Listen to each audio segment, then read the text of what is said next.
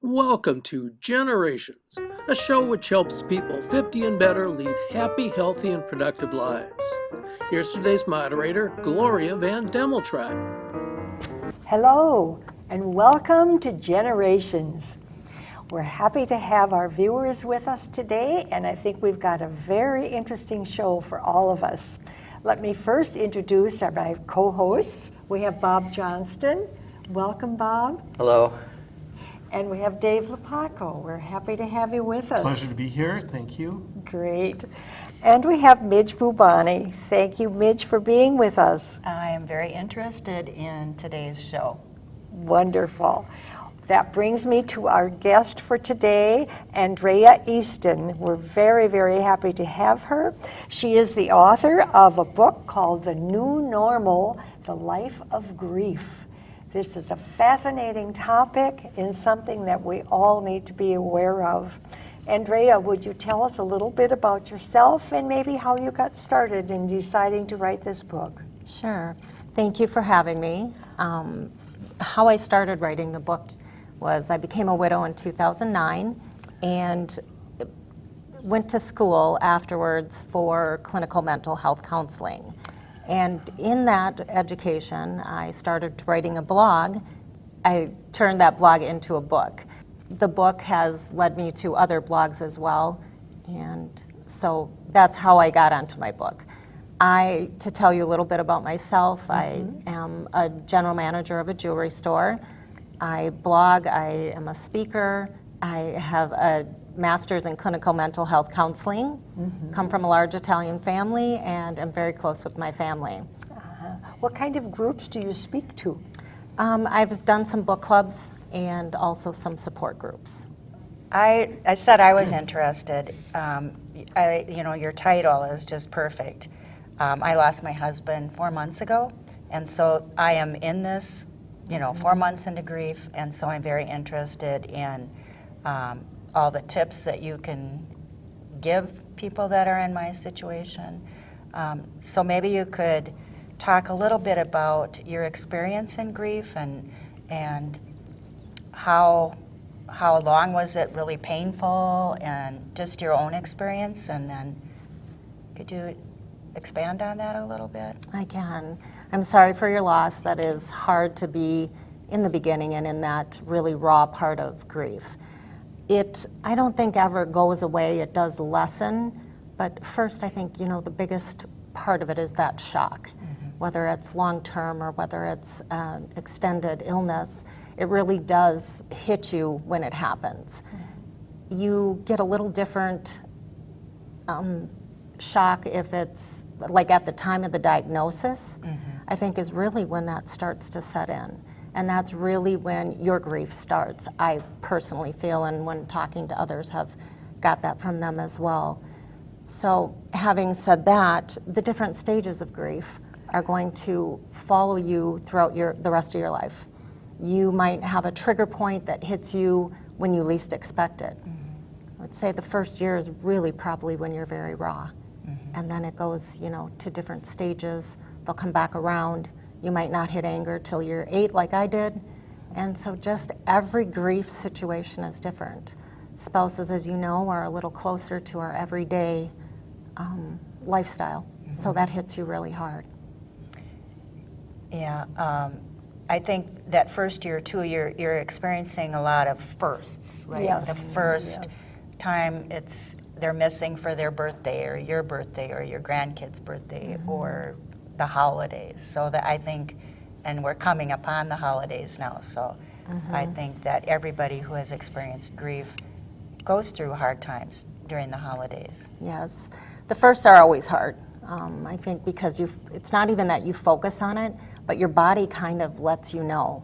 Every year, I have friends who are also widowed, and they will say that after, like, the month before is really when their body starts to physically, they get crabby, they get really edgy, and then right after the anniversary, they become just this totally different person. That's interesting, isn't it? It can really have an effect on your lifestyle too. If, say, it's a spouse and you don't have that income and your partner to take care of the children and that sort of thing, that can even add more to the grief than just thinking about the loss of the person.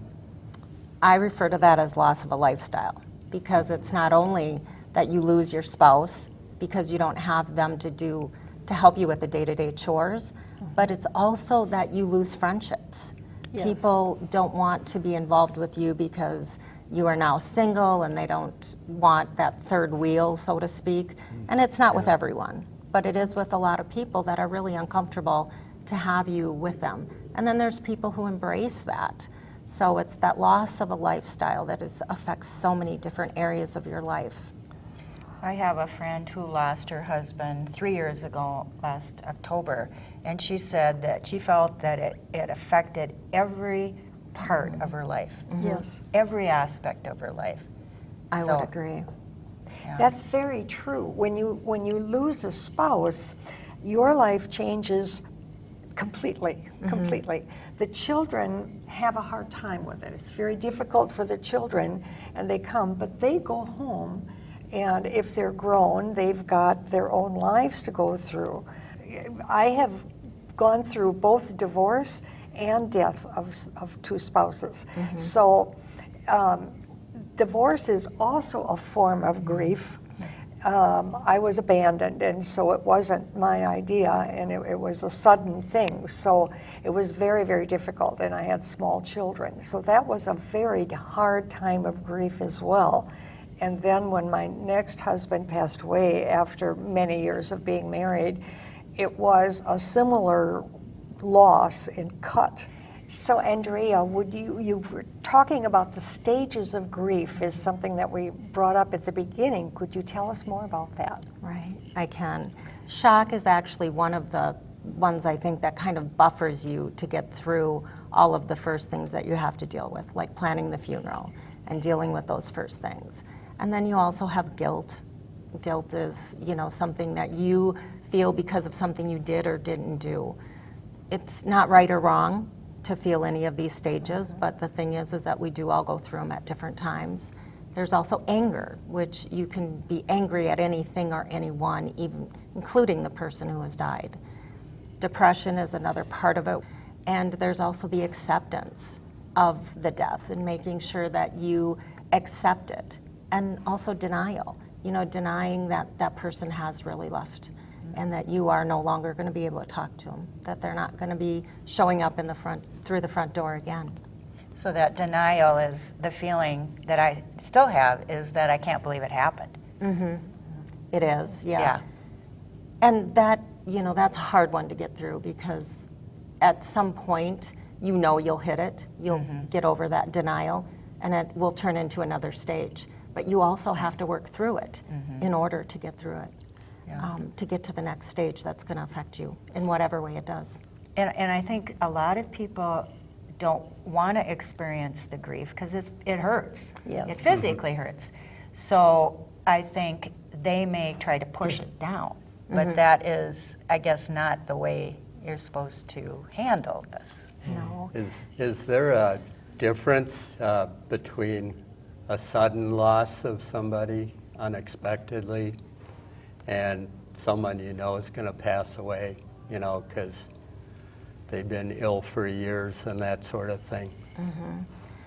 I do know people who have experienced sudden losses, and they feel that it is the same as knowing someone who has an extended amount of time with the illness, and also someone who has a shorter time, say like 10 weeks, versus a year and a half, versus someone dying in an accident.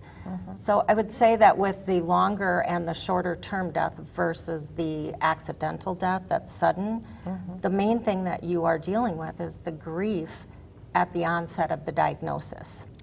Because I think that is really from talking to people when that onset of grief starts. So, Andrea, the stages that you talked about have been around for a while. I think, wasn't it Elizabeth Kubler-Ross who wrote about them a few decades ago? And obviously your book had to deal with that and include that. Are there things in the book that are takeaways that are more unique to the book where you're glad you wrote about that because you haven't seen people talking about that, or a unique contribution that you kind of think you've made to our understanding of grief? That is probably why I wrote the book, is because when I first experienced grief, the loss of my husband, they gave me pamphlets and they talked to me about, buy this book, buy that book. And those books and pamphlets really discussed grief in a linear way. Like you go through shock and then you go through denial, and it isn't that way at all. Grief is going to hit you and every stage is going to hit you differently. So what I took away from that is what I included in my book. And my book isn't clinical, it's more experience. It's more realistic. So you're saying it's not linear, it is something different. As we don't go all those stages by those stages exactly the way they talk about them. That's right? Not anyone I know that's gone No. through grief has gone through it in a linear fashion, which means that you go from one step to the next, and then it's done and you're better. It doesn't work that way. And Midge, I know that you probably are experiencing a little bit of that right now. Yeah. I didn't hit anger until year 8, and it was because of something someone said to me. So it was never at him for dying. And so most people I talk to, it isn't linear. And I'm sure I'll hit anger again. Do you think that writing about it and speaking about it as much as you do is too much of a reminder? Would it be better to just go on with the rest of your life and try to forget that you've been through grief, or is it therapeutic to continue to talk about it and work with it? Or is there a line you cross where you're a little bit too obsessed with it? Does that make sense? It does make sense. I think when I'm writing, I am a little obsessed about it because I have so much in my head that I want to put down on paper. But it is really therapeutic for me to write. And I think that's what got me started on the book, is when I was taking that class and I was writing on grief that day, and it happened to be my husband's birthday, which, ironic enough. So from that, I just went into the blog, and that was really therapeutic for me. And then seeing who this book helps, doesn't just help people in grief, it actually helped someone I know leave an abusive relationship, which was huge for me. It was a huge win. That's a form of grief as well. Yes. Than an abusive relationship or divorce or things like that that change your life a great deal. Blogging. Tell us a little bit more about the blogging. That we would call it journaling years ago, right? We would call it journaling and writing. And where is your blog posted, or is it available? It is. I have a WordPress blog at Dre's Dragonflies that you can read, and it's inspirational, it's quotes, it's books that I read, just to and articles. Like I post articles about Father's Day or Mother's Day for the mother or father going through grief, and how to get through that. But blogging is just really a form of education. It's a short, we don't always want to read a full book, so it's just a little article or inspiration that might get you through the day, because sometimes it's hard to get through the day. I think one of the things I experienced, am experiencing, is that I miss talking to my husband. And so I started writing to him, journaling to him, Dear Tim, and just trying to tell him things I can't tell him. And I think blogs are similar, that you can get some of those feelings out. But I like your idea of educating. I'm going to check that out for sure. I really do. That is one of the biggest things with my blog and my book, is just really helping other people. And like you said, it's very therapeutic for me. Now, from a gender standpoint, are you aware of, or do you sense differences in the way that men and women go through that process, whether they even go through it at all? We have the stereotype, of course, of males being not so good at getting in touch with any emotion, including grief. And so do you have any thoughts about the gender aspect of grief? I do, a little bit. I have a neighbor who is actually a widower, and so he and I talk, and I have a widow across the street from me and one down the block, so it's kind of a neighborhood where we've kind of developed this, strangely enough, community. But he was complaining to me one day about how he's not a very good housekeeper. And I kind of laughed because I go over to him and ask him things about the snowblower or, so there are things that we experience the same but at a different level. And so I think that men will more often stuff it, so they don't want to deal with it. They don't want to feel that pain and the physiological parts of it, but they do experience it just like women do. Absolutely. What do you think about support groups, counseling? Many different organizations have grief support groups. What is your experience with them, and what is your advice dealing with them? Grief groups are always a good thing for someone who's had any type of loss, but getting into the right grief group is the key. So I first started into one that was right by my house, and it had everything, like grief of everything. And it wasn't really beneficial to me because I felt like it wasn't a focus on how I could deal with my new normal. And so I think if you find the right grief group, it is very beneficial. Counseling, if you are one to talk to a counselor, it was very helpful for me. Journaling, I've journaled all my life, so that is always helpful to me.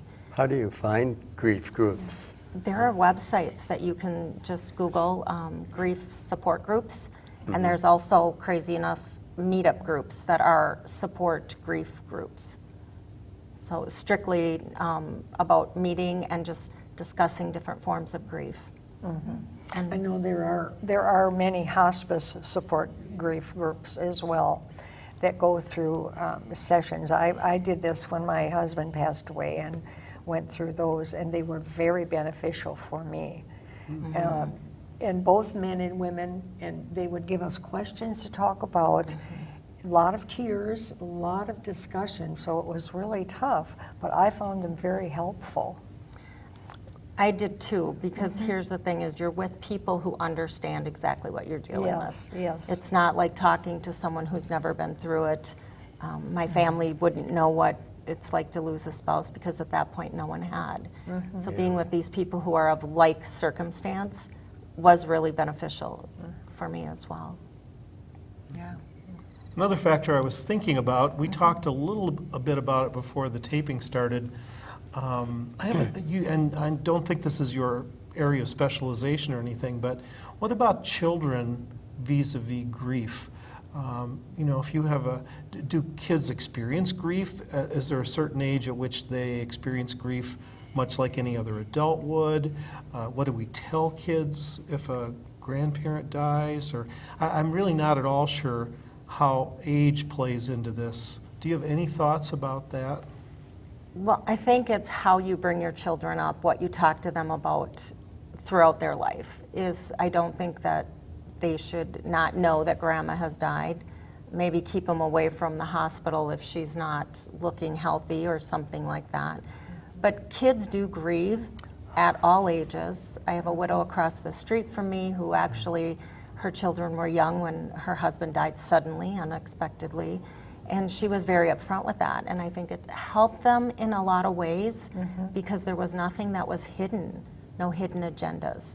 So I feel that with children, just like adults, there is a level of honesty and openness that you have to have with them as well.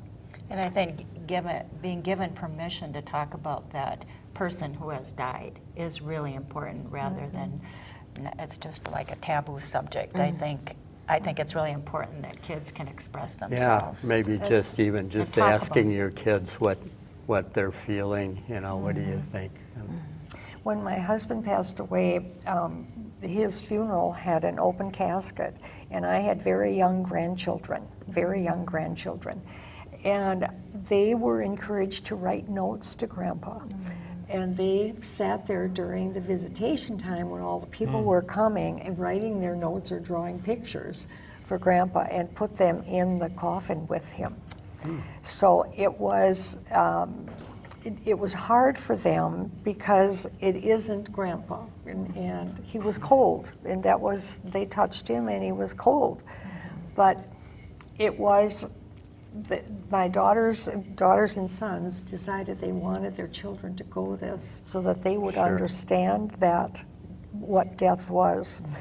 And I think it was good for all of them. And they have talked about it through the years, the notes that they left for Grandpa.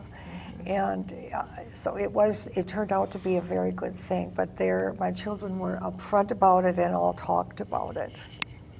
You were talking about that earlier in discussing. One thing I wanted to ask about is there is no end to grief. So people who say things like, you have to get over this, you'll get over this soon.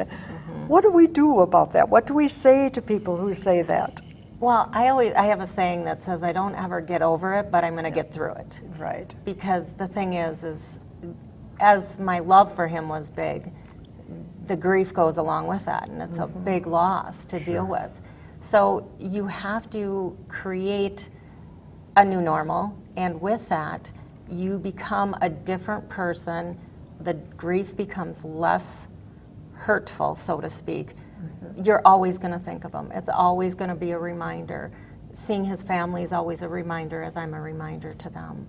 But you do get through it, and it takes a long time. But you're never going to get completely over it because there isn't something to get completely over. Another thing I've been thinking about, thanks to your visit, because I normally wouldn't think about this, but if you are the person who is passing on, suppose you have stage 4 or some kind of cancer, and you know you're going to die, is there anything that you can do with respect to your spouse or your children that would enable them to deal a little bit more effectively with grief, to make things better for them, knowing that you're never going to be able to eliminate it, but something that you can do on your end that would enable the process to be, to work better? That's a great call out, because a lot of people don't know what to do before.